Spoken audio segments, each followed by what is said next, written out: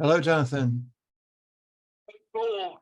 I hope I wasn't supposed to be in touch with Mike Conley. No, I invited him and signed him up. Great. Yeah. Okay. Very good. I got my read. I'm about to sign in soon. Okay. I'll be ready to go. Very good. All right. All right. Take care. See you then.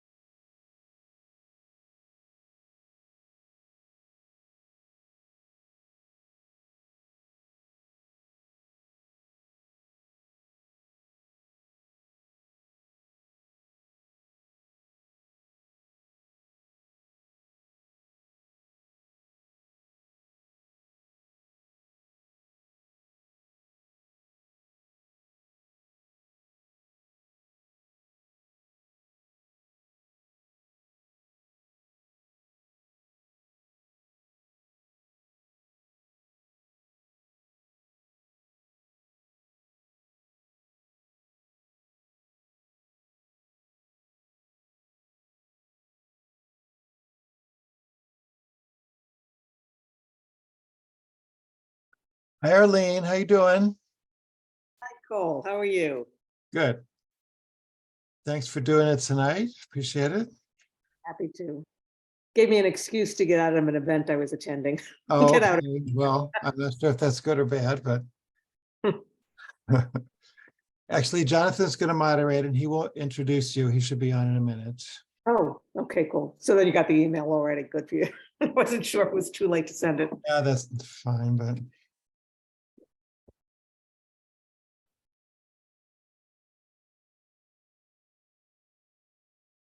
Do you work from home or do you have an office? well, we have an office, but I'm too lazy to go to it most of the time. I go one day a week. I'm That's what most people. still in the right? in the Zoom in the COVID mode kind of, but Oh, yeah. Well, a lot of people still are. Why not? There's some sanity to it, You can pack in meetings right one after another without, right? so it's kind of a strange bubble, but it's what I've gotten used to, I guess.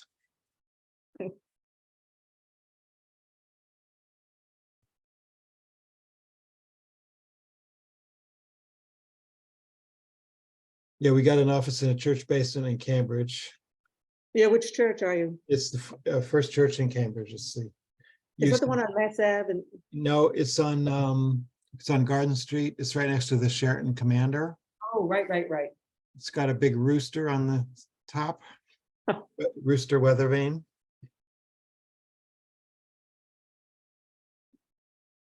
Where do you hang out? The only place I think I've ever seen you is in a Mass Alliance meeting, probably.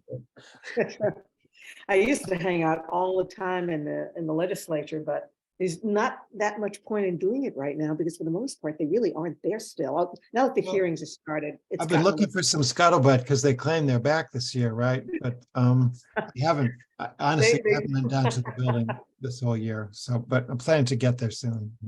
They claim it, and in fact, it's true. It's just that they're not back to the extent that they used to be, which was Uh-huh. often or all the time even. Hi, Jonathan. I don't know if you know Arline Isaacson. Oh, nice to meet. I mean, I know you from a distance. Nice to meet I you. have met her through the Hi, Jonathan. Alliance meetings mainly. Oh, I just realized I'm on the wrong provider service. Let me switch to one that'll be better. Hold on. I might lose you momentarily and have to get back up. Mhm.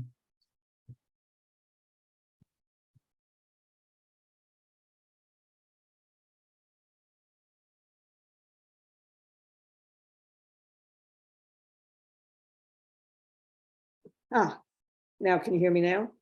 Yeah, Okay, good. I have a Comcast and I have a Verizon, and the Comcast is better.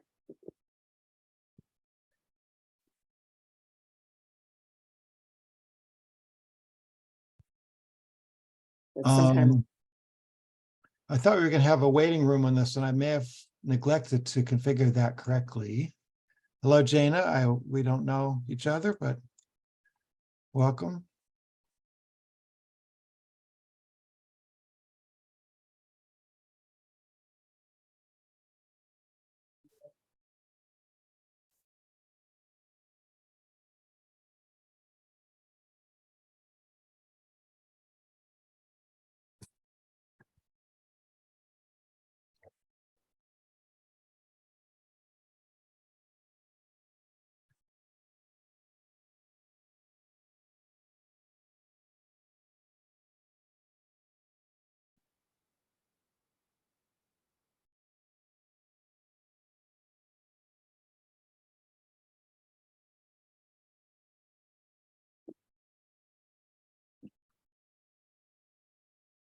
Arlene, you got 10 minutes, which is 10 minutes.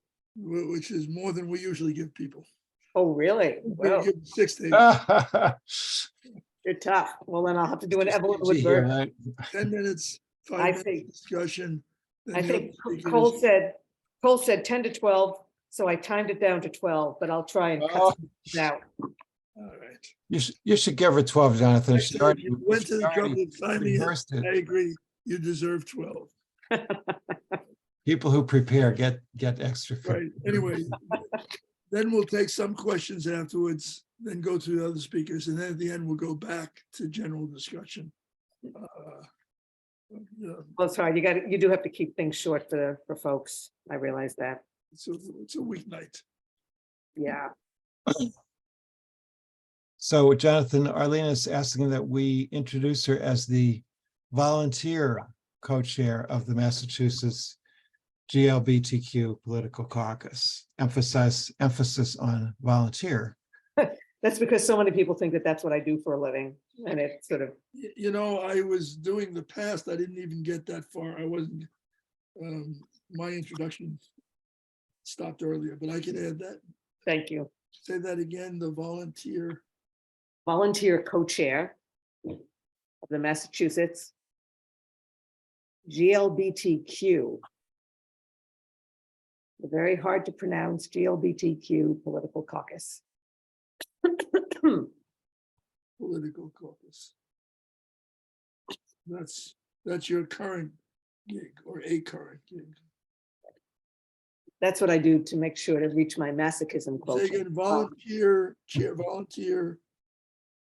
chair? Sure, chair is fine. I'm co-chair, but doesn't matter. My co-chair doesn't care.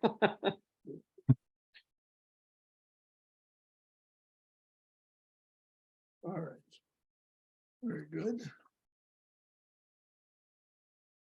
Now, during this Zoom, will we know who's on or be able to see everyone who's on? Great. Yeah. Yeah, I'll be curious to see if I recognize some people. I imagine I will. we did not get the pre-registrations I had hoped for. We got about 55 pre-registered and not everyone shows up.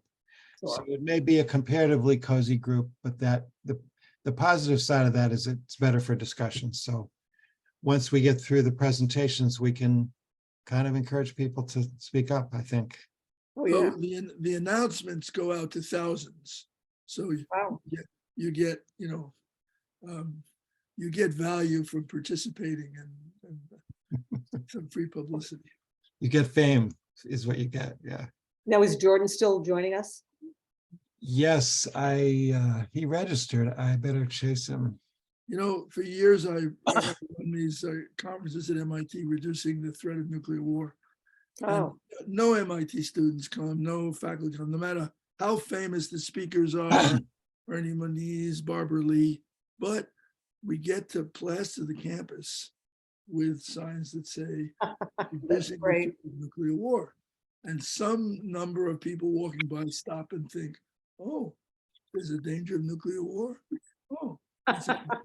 Give him I cause to always bond. believed that the value was holding not the event itself, but the holding of the event. Cole, it occurred to me, I don't have your cell number. What is that in case I want to text you? 617 617 466 466 9274. 9274. Okay, I can't imagine I'll need to, but you never know. I promise not to text you any inappropriate jokes during the. Which one? What are you using now? 617-466. 9274. Now, how come we can't see the people who are already signing on? Because they haven't signed on yet. All we have is Jana. Oh. Our turnout is limited so far, but we'll hang. We will From hang. 7 to 7:03. The whole that's 7 to 7:05. It's when people tend to weigh in. Well, I used to joke about my people using Eastern Standard Gay Time, which meant that they were always late.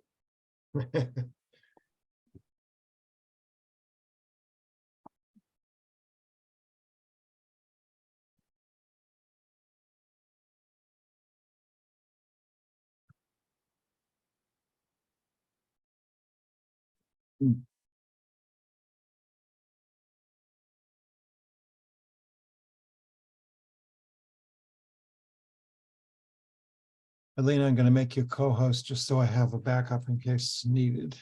I don't know if you'll want to do that because I don't, I'm embarrassed to admit I haven't run Zooms before. Okay, all I've right. always participated. Maybe that's a pointless gesture then, but so It be is. it. Okay, so you have no slides. Very good. That simplifies.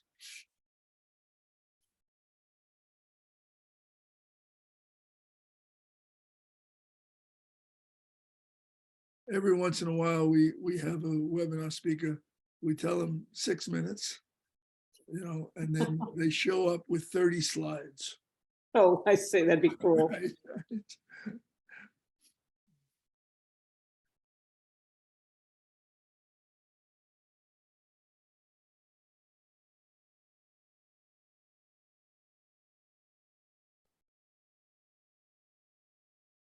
It's too bad you're not still at the Mass Budget and Policy Center,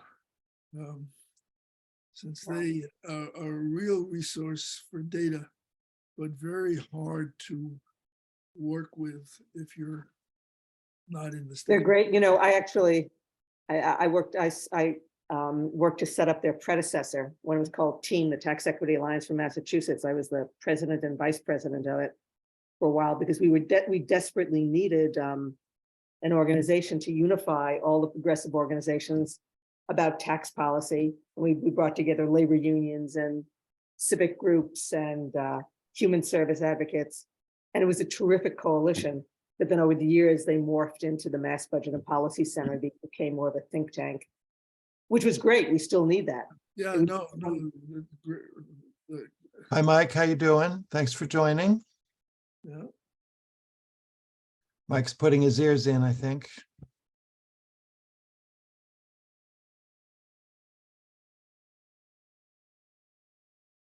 I like the lavender background. That's very pretty.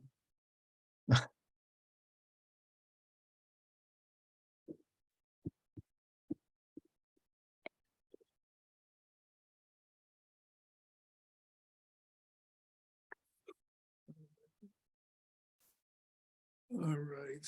Hi, Lynn. Hi, Jonathan.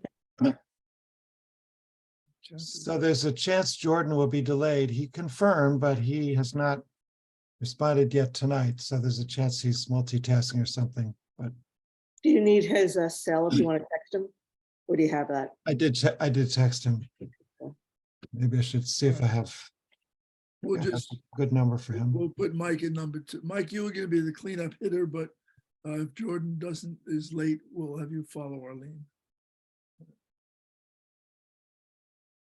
And you all get, after you talk and after the first round of discussion, there's general round of discussion. So you all get an opportunity again to address, the crowd.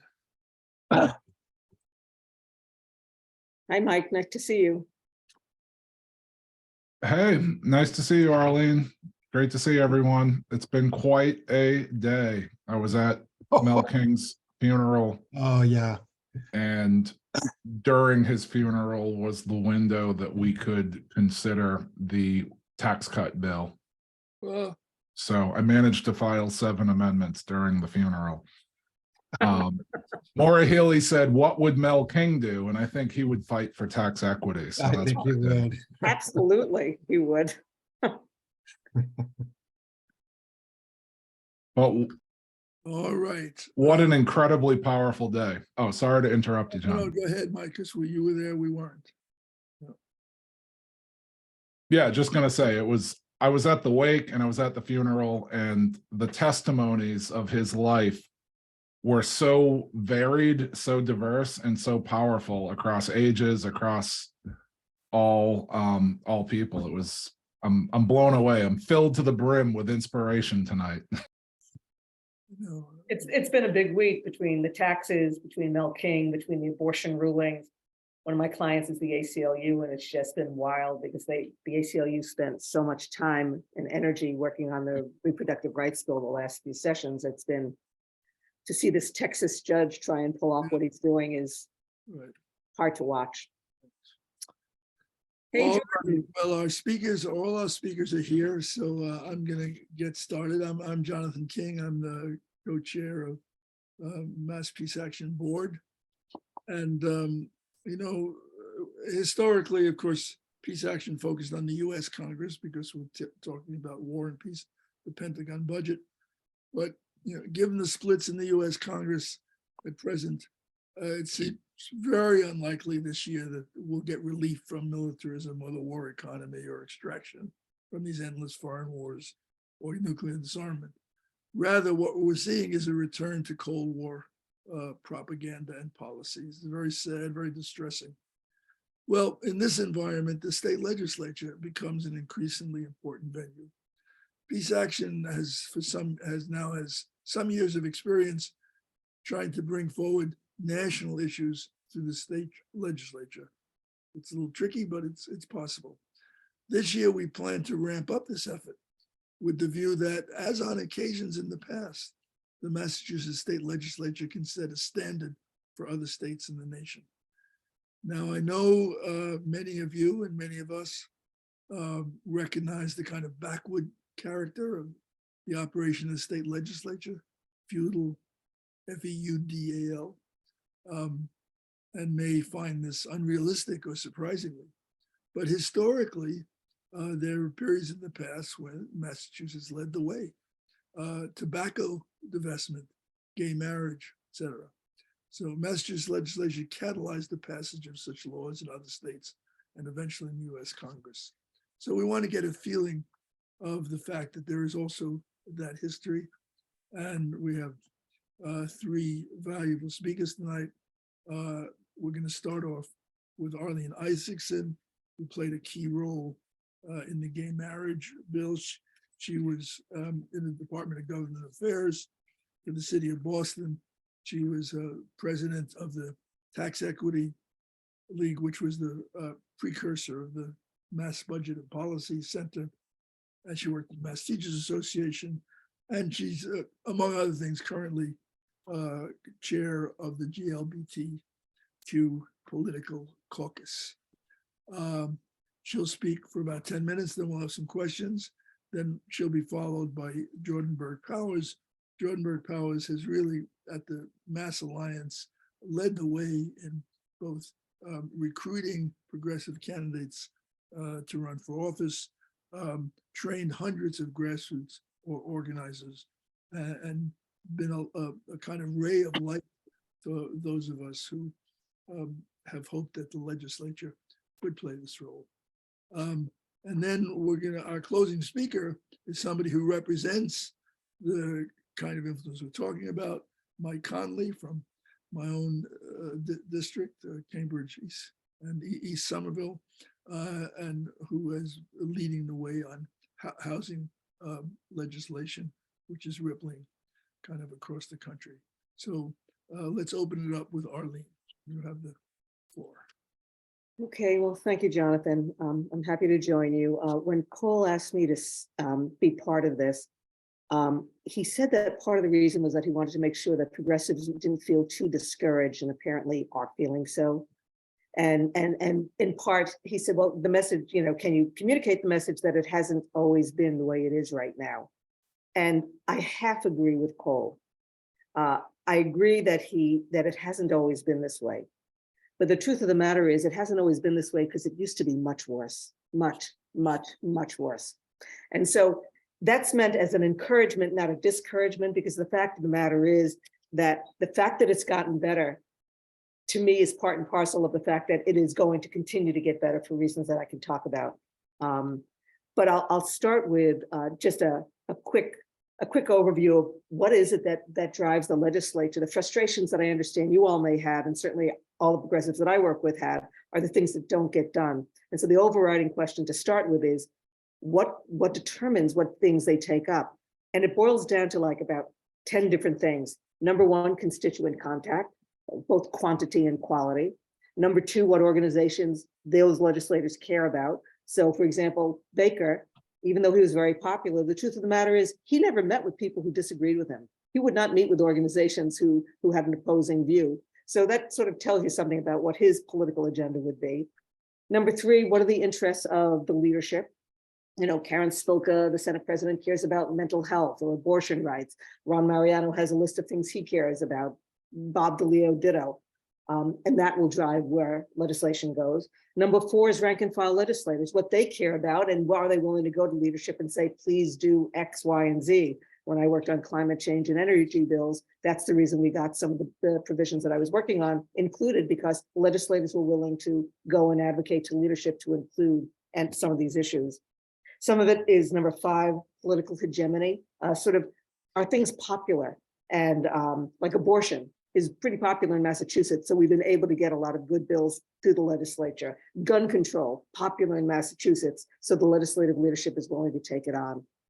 Sixth, I would say, is political viability. We couldn't do immigration reform when Trump was first elected, because the speaker would say, well, Baker's just going to veto it. So there's no point in doing it. It's not viable. Many years ago, when we tried to get in-state tuition for undocumented residents, we thought we had the votes to pass it. And then within the 24 hours before the vote, the right-wing talk show hosts had at it, and we lost 24 votes within a 24-hour period.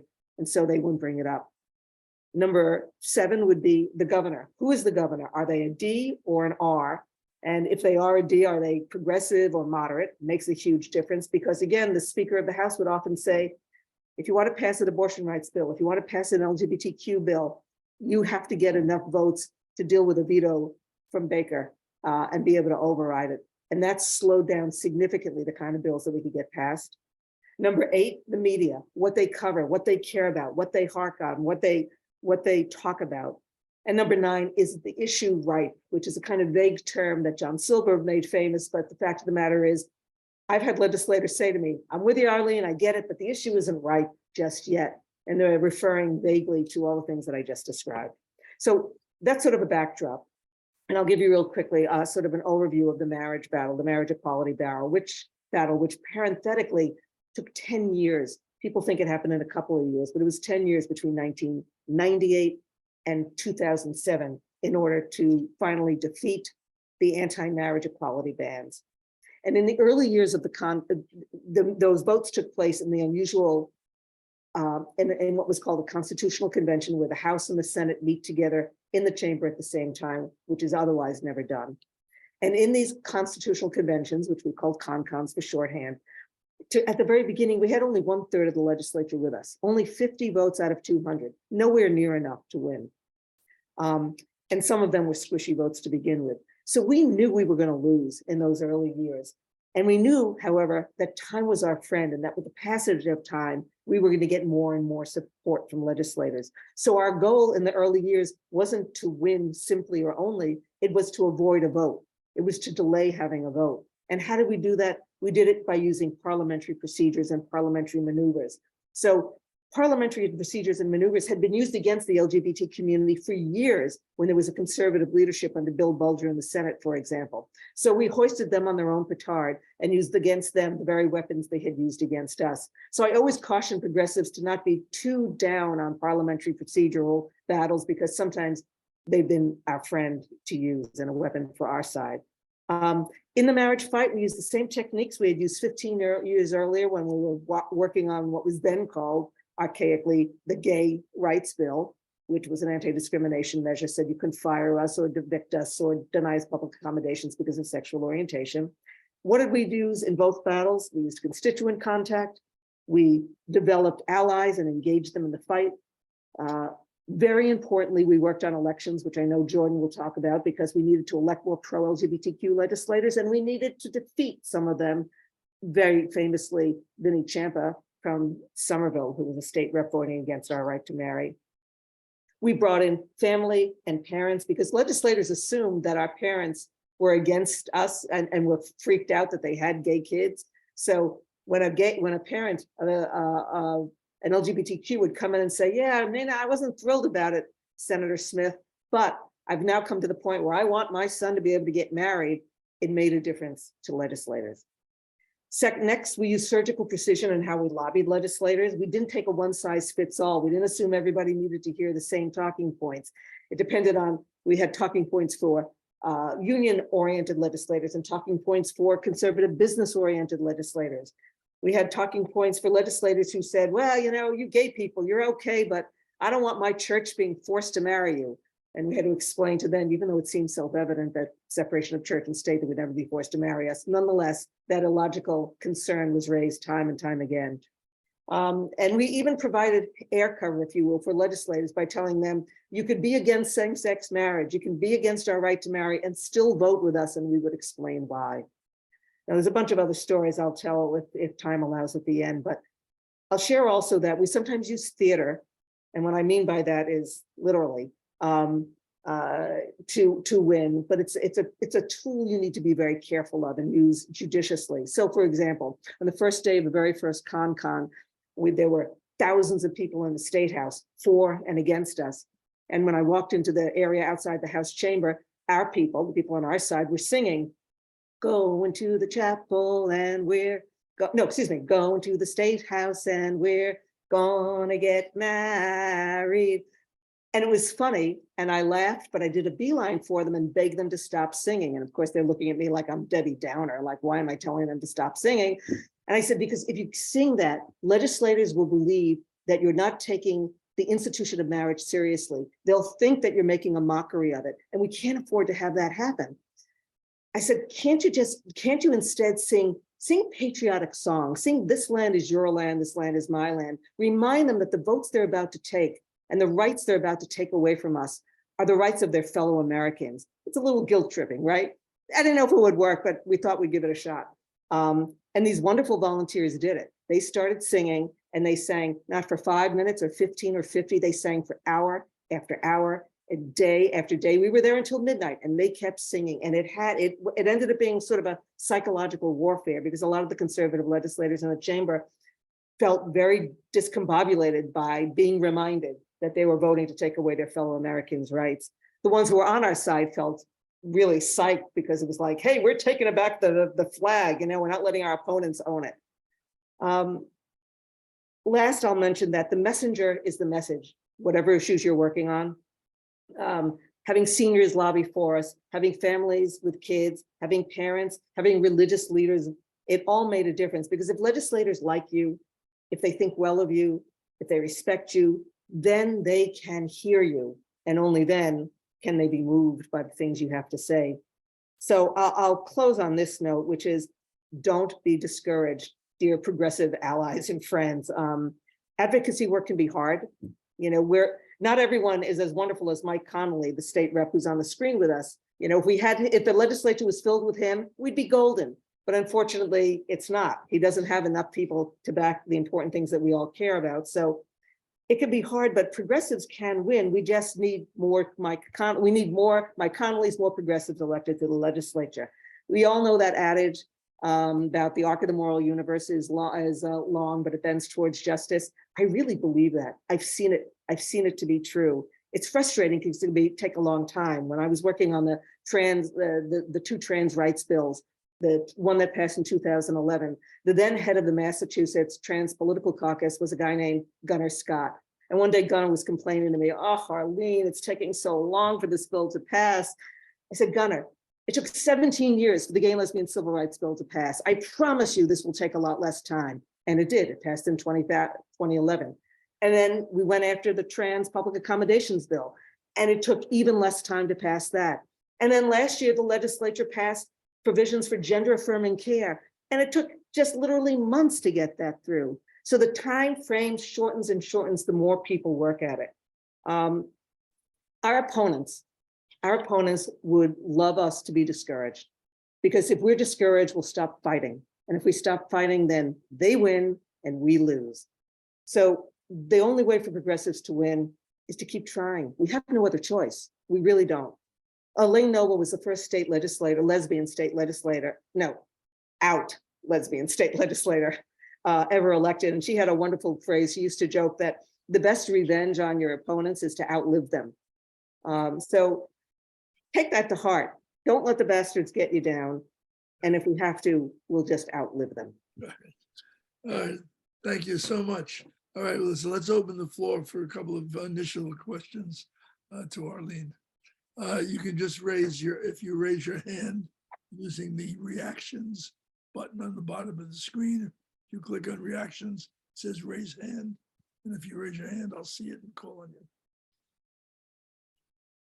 And while we're waiting, I will tell you that there's a bunch of other bills that the LGBTQ community is working on that range from trans rights to HIV-related bills to parenting bills. So it's, even though we think that Massachusetts is a very progressive state, you all probably know it's not nearly, that 1/3 of the people in this state voted for Donald Trump. And there's a lot of purple districts where legislators are not inclined to vote too much to the left, unless they have air cover. And our job as advocates is to give them the air cover by making sure their constituents say, go for it, vote for Bill X, Y, and Z. Gotcha. All right, Luca Smith. This isn't necessarily a question. I just wanted to say thank you, because I've struggled a lot with, I am trans, and I've struggled a lot with coming out to people, and the work that you have done made it a safe community, especially in Massachusetts. So I just wanted to say thank you. Well, that's very sweet of you. I really appreciate that. Believe me, it takes a village to do any of these causes. It takes first-class legislators and great advocates, and we've been lucky. We're lucky in Massachusetts. We have a lot of top-notch advocates. But thank you for that. I appreciate it. All right, maybe we'll let, if we don't have immediate questions, we'll let your comments incubate, and we'll go over to Jordan Berg-Powers, talking about his experience and his views of the future of the Massachusetts State Legislature. Jordan. Yeah, I want to first thank you all for being here, and thanks for being a part of this. And when I say I mostly agree with Arline, I think, one of the things that Jonathan Cohn jokes about is that, 10 years ago and earlier, when I first got to Massachusetts, we were trying to stop the legislature from doing bad things. And now we're just trying to get them to do good things. And that's not a small change. That's a humongous change. That took a lot of work to get from like oppositionally bad on a lot of issues to actually good. And so, it's not by accident that we went from a legislature that in 2010 passed in the budget, a tip line where you could turn in somebody who you thought was undocumented. So to go from that, which ultimately died in conference committee, to one that passed, the Safe Communities Act is not a small thing. Like we shouldn't think that that's like nothing. That's a lot of work. That's a lot of energy. A lot of the ways that we tell history is one in which there's sort of immediate, like we think of it as immediately happened. Like, oh, Massachusetts like passed a ban on like slavery, like it had abolition, as if it's just like one day, like poof, it happened.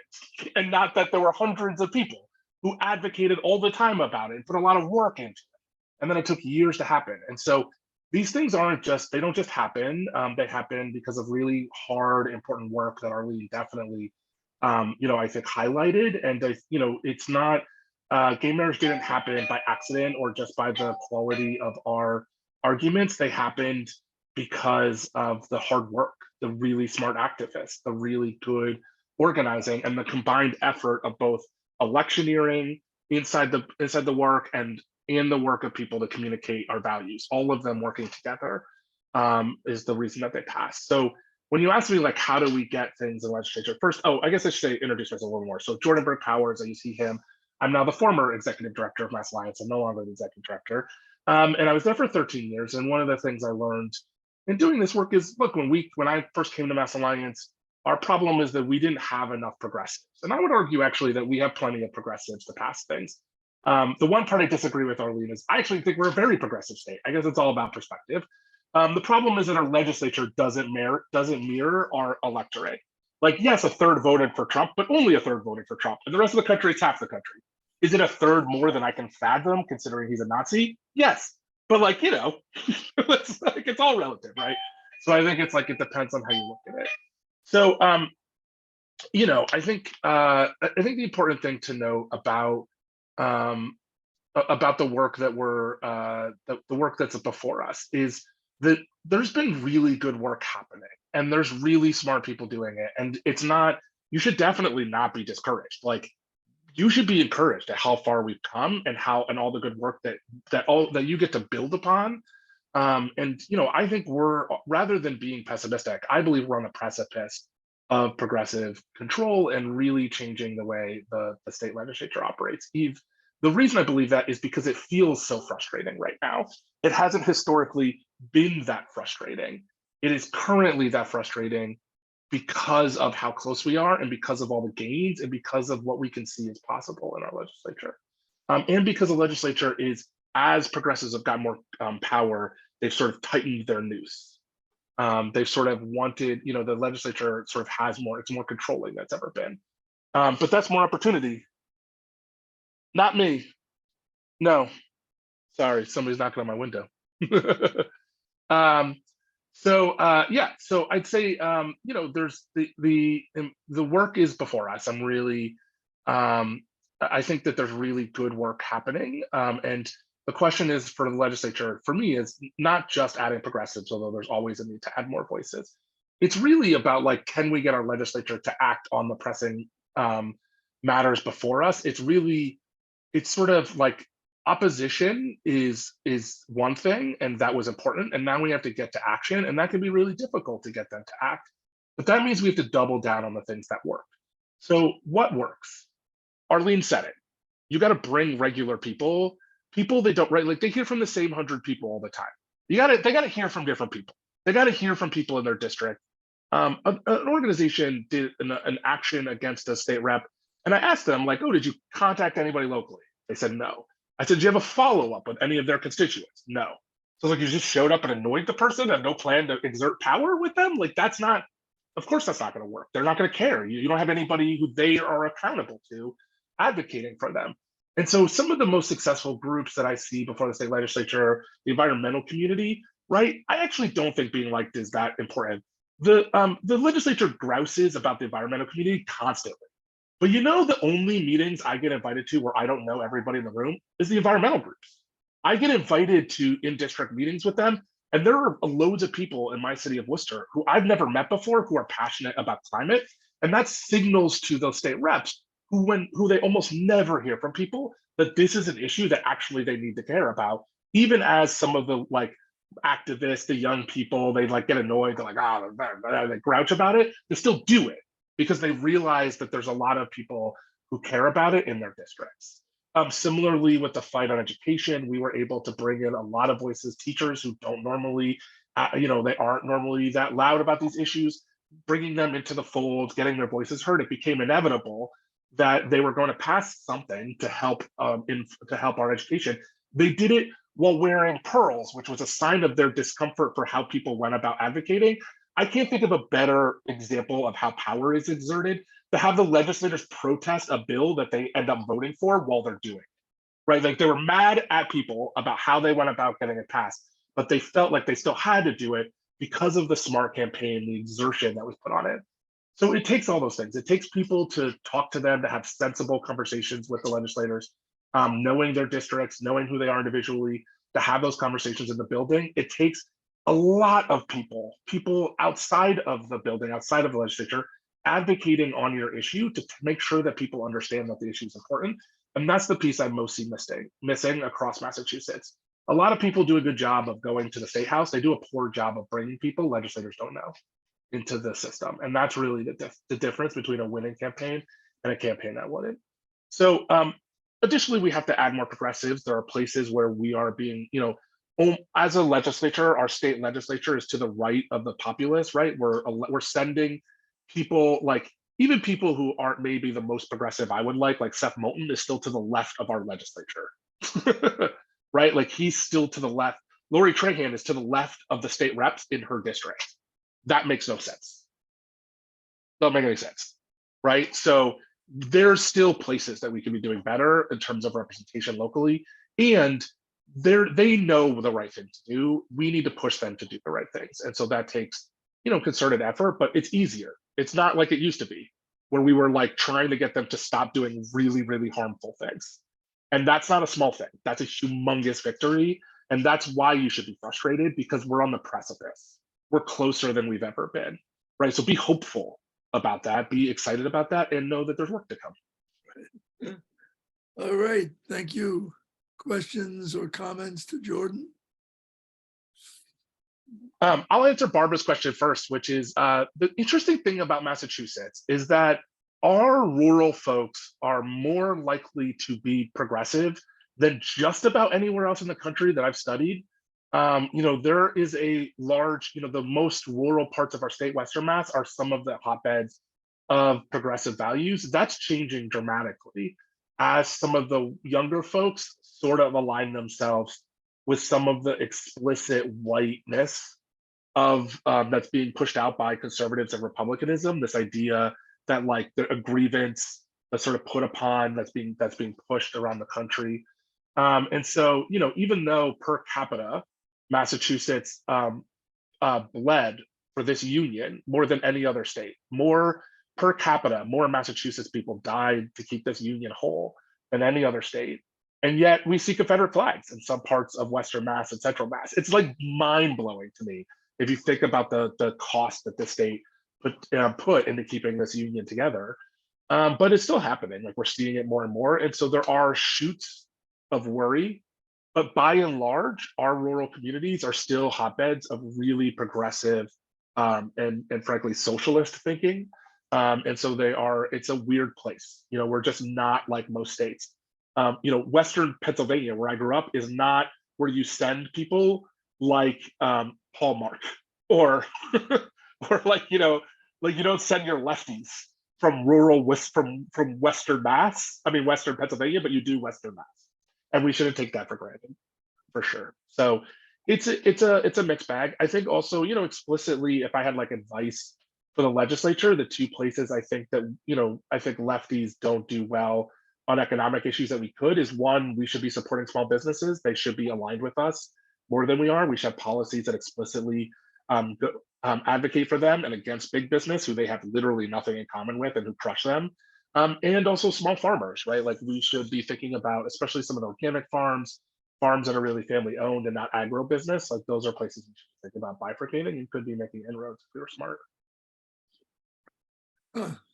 Very interesting. Giannis has a question in the chat. I don't believe in tabling any issue with when one, I don't believe in reaching across the aisle. There's not enough Republicans for them to matter. But if you mean in terms of the ideological aisle, because the term Democrat has literally no meaning in Massachusetts, I think the thing I would say is that progressive policies are popular across the state when you take them out of the idea of progressive and left ideas and Democrats and just ask people about our ideas. People largely like them. So I would say like we need to fight for our ideas. And if they aren't popular, then that's the goal of organizing, is to make them popular. So I don't believe we should ever trade away our values. I think it's critical that we believe in all our values. And if people don't agree with us, then it's our job to convince them in the process. Now that's different than like, are there things we have to trade to get things passed? Yeah, we have to make compromise. You know, legislatures are places that good ideas go to get compromised or die. They don't just happen automatically. I think the mistake that lefties make, and certainly the mistake that left-leaning legislators make, is they sell bad ideas because they just voted for it, rather than voting for compromises and telling people that this is the best I could do. Like, just be clear with people. I think honesty is always the best thing. You know, I wanted to go here. We got to here. I think that's the best we could do at this moment. Thank God we got to here. That's better than where we were, right? So we got to get to here, and then that's the next fight is there, right? So I think being more honest with people about that. So that's what I would say. But I don't know. We're right about everything. We don't need to compromise. Okay. So on that note, I think I'll call our cleanup hitter speaker, Rep. Mike Connolly. Let me say that you occasionally hear people saying, well, you know, it's easy to be a Mike Connolly if you come from a district like Cambridge and Somerville. But let me tell you that the incumbent that he replaced was in office for 20 years. I can't remember a single piece of legislation or a single progressive fight that he ever led. He was just there to make sure that the progressive constituency didn't get expressed. So individuals do count. Mike, take it away. Wow, thank you, Jonathan, for that introduction and that endorsement. And for those of you who don't know, when I was actually never a housing advocate. Most people know me as the guy obsessed with housing. The first time I became a housing advocate was when Jonathan King sat me down about 11 years ago and explained to me how MIT didn't provide affordable graduate student housing to its grad students, and how that compounds our housing crisis. And it's so awesome to be here with all of you. Thank you, Jordan, for everything you've done at Mass Alliance. Certainly do not know if I would be in the legislature if Jordan didn't stand with me when I ran for this seat. And it's awesome to be here with you, Arline, and to think of all the legendary things you've accomplished and continue to stand up for. And it's awesome to be here with Mass Peace Action. Thank you, Cole, for all the work that you do. And I guess going last, I had the benefit of sort of listening to everybody, so I can share a few sort of points of agreement and sort of other thoughts as well. And again, yeah, Mike Connolly, he, him pronouns, state rep for Cambridge and Somerville. completely agree with Jordan that we are becoming a legislature that is a lot less likely to pass really regressive things. Although a caveat would be that the tax proposal that the House released today might be challenging that statement somewhat. But it is true, you know, so many times we've seen proposals, for example, to cut back Medicare eligibility, mass health eligibility. That was something Charlie Baker was trying to do. We pushed that back and many other things. You know, I'd also add that I think, you know, in response to the way Jonathan King framed the event, I think it is more nuanced to say the legislature used to be better and now it's bad. I do think there's a lot to be proud of, you know, reproductive freedom, universal school meals, the eviction protection stuff that we've passed, police reform, however modest it may be. We're actually going in the direction of reform, unlike some other states. Similar with criminal justice reform, you know, I use the analogy that, you know, the ship was headed in one direction around the time I got to the legislature, and we've now turned the ship around. Now we have to go in the other direction, but we've at least, you know, before I got to the legislature, they were doing a lot more mandatory minimums and stuff like that. So we've at least started to turn the ship around. Now we have to keep moving. Of course, Governor Baker resisted our criminal justice reforms, and so we have to keep working to actually make the reforms we've passed pass. Where I think the analysis that Jonathan King outlined in the beginning does bear out is when it comes to money, when it comes to land, when it comes to power, you know, and I think there are a lot of things we can do, you know, social reforms that we've been very good on. You know, we passed legislation recently to affirm that we are a welcoming state for people seeking things such as gender affirming care. You know, so those are things we can be very proud of. However, when you get down to dollars and cents, when you get down to taxes, when you get down to, you know, our corporations paying their fair share, what you'll find is then we're not very progressive, and our legislature is really at odds with the exact same rhetoric that someone like an Elizabeth Warren will hold out there. And if you think about the things that, say, Elizabeth Warren talks about, and then you look at what our legislature is doing in the area of tax policy, it's completely at odds with itself.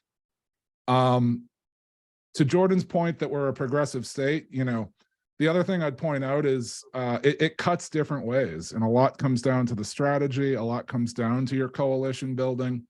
You know, there's notable things I think about. You know, we had a ballot question for safe nurses staffing.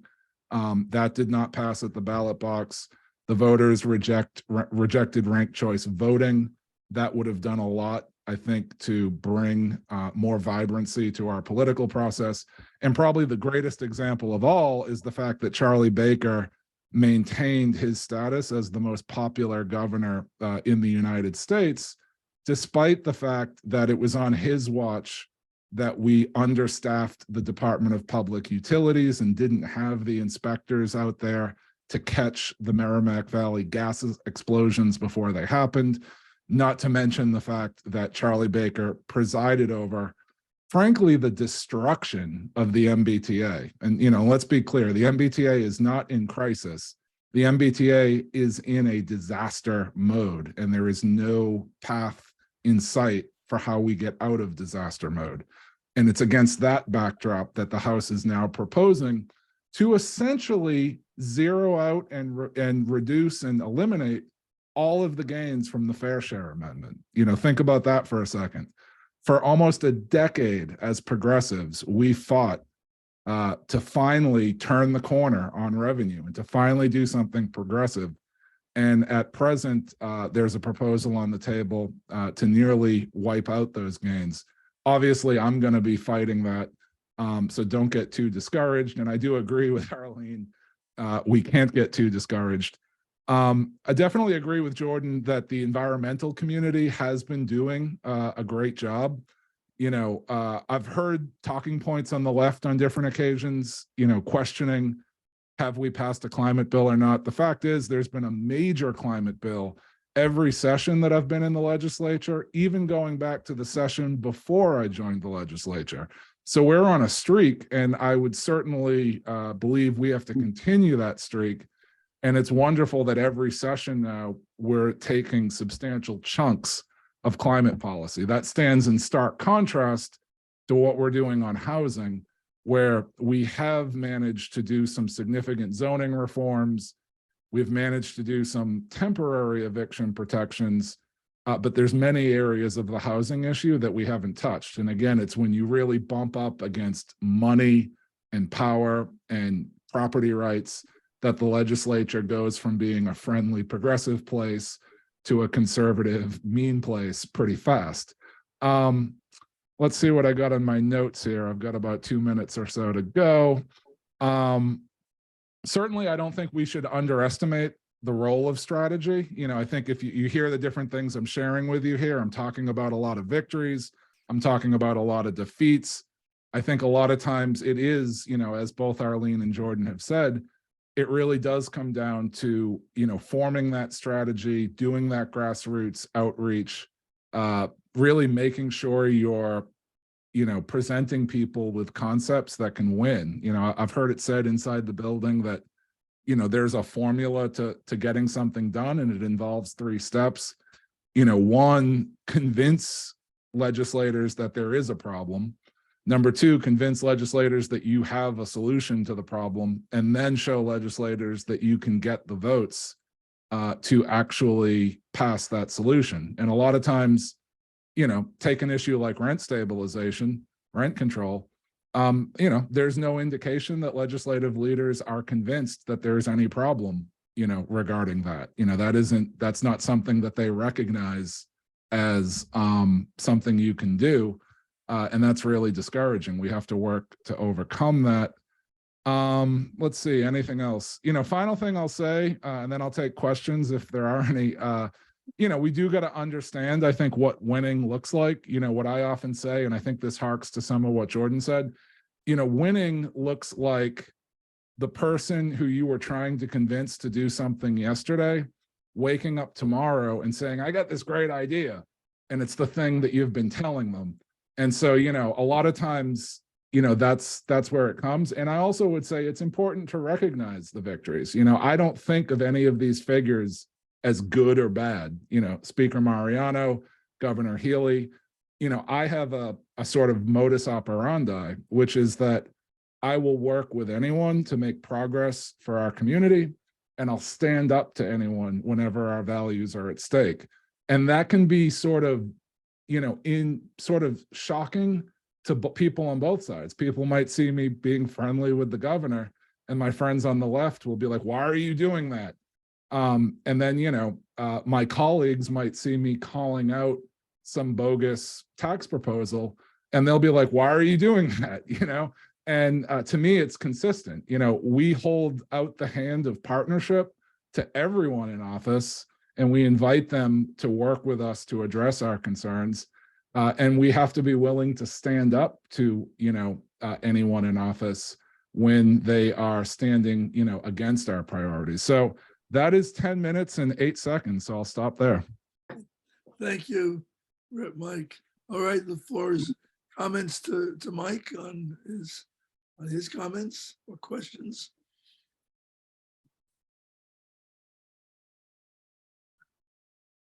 All right, in that case, we'll open it up in general. Let me say that our mass peace action legislative agendas, we don't have a chance. We don't capture any of the concerns, right? We don't have the possibility of influencing, thousands and thousands of constituents across the state. But if you look back, for example, at the beginning of the tobacco divestment campaign, that was the case too. There was absolutely no support. And of course, that's true for abolition in the 1820s, stopping the Vietnam War, and et cetera. So we know there's a long way to go, but there's no reason not to proceed, as effective and as efficiently as we can. And, we're going to be calling on you to help us with that. I'd like to respond to the question in the chat about the fact that the legislature, that progressive issues on economic matters are much harder to win, which is what Mike was just referring to, which is, it's true, in the early days of the predecessor to the Mass Budget and Policy Center, when it was called TEAM, one of the most, in my opinion, one of the most valuable things we did was a massive education campaign of sort of tax policy 101, because most people think tax policy is pretty much like as interesting as watching paint dry. And so, and that it's too complicated and they wouldn't understand it. And we held a day-long, as one example, a day-long workshops on different policies, actually held them in the conference rooms in Ashburton Place next to the State House, and taught people, what is a progressive tax? What is a regressive tax? Why are they progressive or regressive? What's good, better, and different? After that, hundreds of people were so much more comfortable talking about it. And then, of course, they talk to their friends about it and make them more comfortable. And the information is very powerful once we get the right information into their hands. But we need to do more of that in order to get better economic policies out of the State House. Yeah, and I would just add to that, to sort of contradict my own comments. It's all very nuanced. I mean, there have been economic gains. I mean, certainly the $15 minimum wage was a step forward, although really now it needs to be over $20 easily. So it, but I do think, yeah, generally, I think would you agree, Arline, that generally it can be pretty hard to move the needle on those big economic things? We have a hard time. The business community both continues to have a lock on the mindset of the State House and the media, and legislators are inclined to be nervous about upsetting the apple cart in a state where we have a very successful business community, and they worry about upsetting them. I think, factually, the data shows that businesses do not decide where they're going to locate based on tax policies, but the mythology is that they do. And that's, if you may recall, many of you who have gray hair on the screen will no doubt remember, as I do, when Massachusetts was labeled Taxachusetts by conservatives back a few decades ago. And that stuck with policymakers. It wasn't factually accurate, but they believed it and it informed their policies. Absolutely, yeah. And I mean, I think really thinking about Thursday, where the House will be debating this $1.1 billion tax cut package, I think we're going to have that same conversation, because what I'm hearing on You're muted. what I'm hearing on Beacon Hill right now is a lot of conversations that, to me, they sound absurd. Like literally, you're hearing people say, well, I was talking to this accountant and he told me that, at his country club, they were having drinks and some guys were saying they might move to Florida. So let's cut the short-term capital gains tax. And, to be very clear, and, another element that I'll add here is I completely believe in compromise, I completely believe in, balance and compromise. But I think so competitiveness, which is a thing we're hearing, sure, let's talk about competitiveness. Let's care about competitiveness. That's fine. But what we're going to have to educate more legislators on is tax policy isn't the only element of competitiveness, right? Having a public transit system, having affordable housing, having childcare, not having water on top of your community. All of these things are very important to competitiveness. And so, I don't know. I'm very much, I'm kind of at a loss for words at what we've seen today. And What do I you all make of this? We fought for 10 years for fair share. It's longer than 10 They're years. literally proposing to wipe out almost all of the gains. All of it. No, more than all of it. I mean, I don't know what to tell you. Don't know what to tell you. I'll just say really quickly, one of my favorite things, dumb things that people say, is so when Maura Healey testified for the bill, she had somebody sit next to her who testified for the estate tax, and the person said that they had friends who moved because they were fear with estate taxes, and this was comically stupid for multiple reasons. The first is that you don't pay the estate tax because you're unfortunately dead. So no living person pays the, like the person who accumulated the wealth does not pay the estate tax. And then on top of that, when you move, you do pay a tax. And depending on a lot of things, you're likely to pay a larger tax selling a home who's now worth more than $1 million than you would an estate tax. But that's just the stupidity of this conversation. It's just like, it's like people don't understand it, just like nodding. And I was like, this is the person that got vetted to sit next to Maura Healey, to push her estate tax. And the things that she's saying doesn't even make sense. Like, if you are thinking of moving to Florida because you're worried about paying the estate tax, you should sell your home, because we will get more tax revenue than you will if you die here, and then your estate is then paid. Like, it's just comical. So it is the case that people just do not understand this in any way at all, let alone the fact that, like, the reason companies are going to stop moving here is because their employees can't afford to live here, and the tea's on fire. And that's actually really bad press, more than a state tax that's already lower than California and is in line with New Jersey and New York, who are the places we're actually competing with, right? Like, our estate tax is in line with them.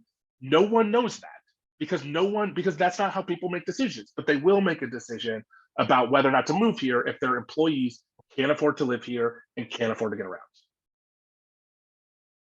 Amen. Okay. Giannis has his hand up if you want to call on him.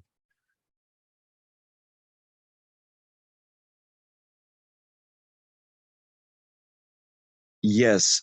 Can you hear me? Yes. Yes. I want to push a little bit back on these like childcare infrastructure, because to me, this sounds as corporate welfare. It's the similar thing that Walmart did. Instead of paying their workers more, they said, oh, go to Obamacare. I'm not going to give you healthcare. Go and buy it in the exchanges. Or I'm not going to give you a better salary to pay for childcare. Have government pay for that childcare, right? And it looks like these measures, these progressive measures, help workers, but actually they don't. They help corporations, and then they end up hurting workers. So I think, so do you think it is possible to find a set of incentives for corporations, especially in a state like Massachusetts, which has like affluent, set and group of successful corporations, to tell them, well, I'm not going to tax you, but you have to pay your workers more. Like, I'm not going to do the heavy lifting for you in terms of infrastructure spending, childcare, and all the stuff that government does, for you not to give that value back to your own workers. And it looks like this is how this government involvement works. It's corporate, it's like state-funded corporate welfare. So how do you think we can avoid that from happening?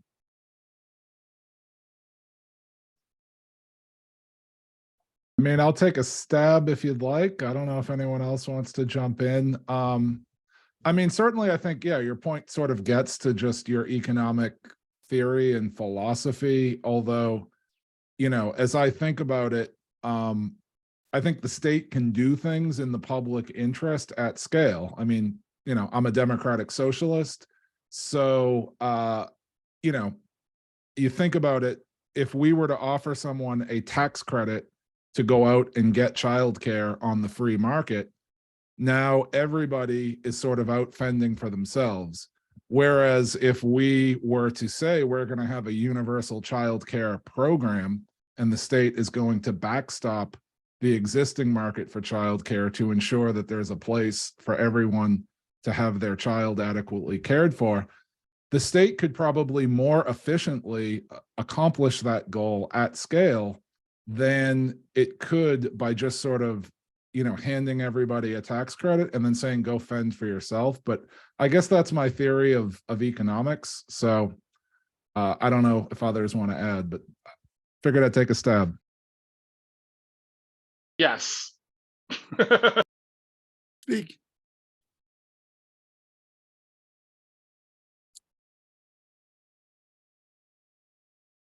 Anybody else want to respond? The only thing I'd throw into the mix, even though I think you make a really valid point, is that I'm not sure it's good to tether social services to an employer. I don't know it's good to have that the employer should provide good health care, because what if you lose your job? And I don't trust that they would provide as good a quality health care as perhaps you might need. So there's some up and down sides to it, but you make a really good point. And certainly this state has been historically very comfortable with all sorts of corporate welfare. It's frustrating to hear. I don't know yet enough about the tax package that was just announced, but based on what Mike's saying, that's disheartening. Absolutely. Yeah, if I'm allowed a follow-up Please. on the Follow-up. infrastructure spending. The infrastructure spending, for example, transportation spending, we see that, I'm from New York, but I think it works the same everywhere on the planet, that whenever the government, for example, comes and spends and invests in transportation, who collects the benefit? Is the property owners. So is it possible to capture, to assess and capture that value that government creates through its infrastructure spending, so that the private property owners shouldn't collect? When the government makes infrastructure and the result is that I'm gonna have to pay higher rents because the property owner sells me the improved transportation access, it's a double whammy against me. That's exactly the point I was trying to get at corporate welfare. And I think there should be a way to fight against that through taxation of property, sales of properties that benefit from increased land values. Gotcha. All right, Cole. Thank you. Cole. Yeah, that's an interesting point. But I was going to ask about there's been a fair amount of discussion about the structural factors inside of the State House, right? With the transparency issues, the secret committee votes, and the power of the speaker. We've heard Jordan talk about this eloquently on his podcast, for example. So how much of a role does this play, and how are we ever going to change this if this is a serious problem as much as a lot of people think? Yeah, we have a king. And we have an autocratic king. One of my favorite, a very conservative state rep to me said that he imagines more freedom in the Chinese Communist Party than currently allowed in the State House. Yeah, it's one person decides. Like, the reason driver's licenses moved is because there was a change in the speaker. That's a terrible way to legislate. Our legislature largely doesn't allow the legislators to legislate, like the mechanisms of legislating, allowing them to propose bills. In fact, Paul Mark got punished for proposing a bill once. He was on a committee, he knew nothing about it, he learned about it, proposed a bill, and they kicked him off that committee. It's a bonkers system. It makes no sense. They don't allow, and so you get this system where you get poorly written legislation at 3 o'clock in the morning on the last day that it's due, because they don't allow all the 160 possible people to lift up legislating to do it. They allow 2 people, 3 people to do it, and you have to ask the king permission to act. It's just a bonker system. I was laughing because there was a story in Tennessee about how their speaker acts, and I was like, you could literally just replace Tennessee with Massachusetts. Like, the only difference is that we allow our Republicans more voice than they allow their Democrats. That's the only difference, really. But the autocracy is the same. So what can be done? It's like everything else. You need to put pressure. People need to talk about it outside of the building. The problem is that it's like a classic economic problem, which is that one person can't fix it, And unless you have 81 people who agree to fix it, one person is by definition going to have their head cut off by the king. So it's a problem of the commons. Everyone has to agree to change it for it to change, and that's going to take broad pressure from the public demanding it happens. Committee votes and all these other things, they are just small problems that aren't the actual problem, but they represent the problem, right? The real problem is that like the mechanisms of democracy have largely broken down in the state house in a way that honestly doesn't even make sense for the state house.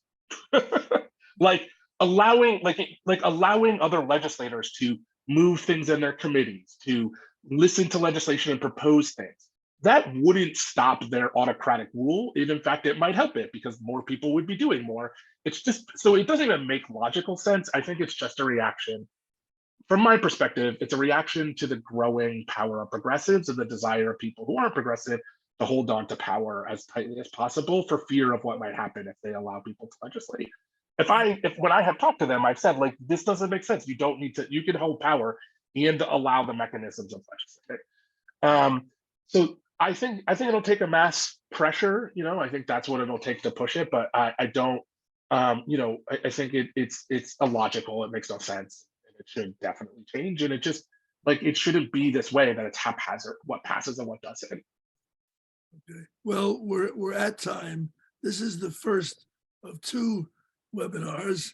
Please mark your calendar. We're going to continue this discussion on Saturday, April 22nd at 2:00, when we'll have not only Mike, but a set of other state legislators discussing the bills that Mass Peace Action is trying to move through the legislature.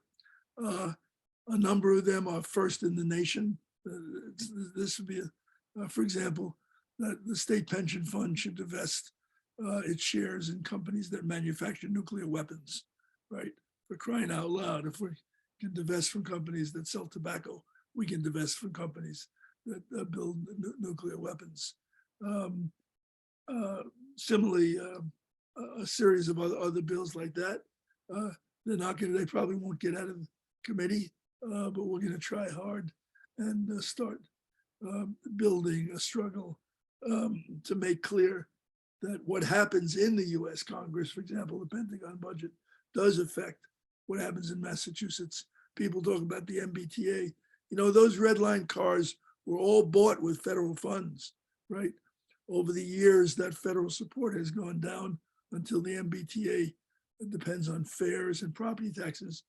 No nation in the world runs a transit system financed by fares and property tax, right?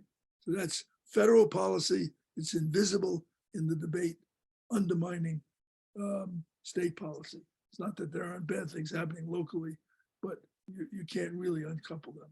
So Saturday, April 22nd, 2 p.m., please rejoin and hear from Mike and Jay Livingstone, Representative Carol Doherty, Representative Ida Hosen from Somerville, Lindsay Sabadosa from Western Massachusetts, and we'll continue getting into the nitty-gritty. Thanks, Arline. Thanks, Jordan.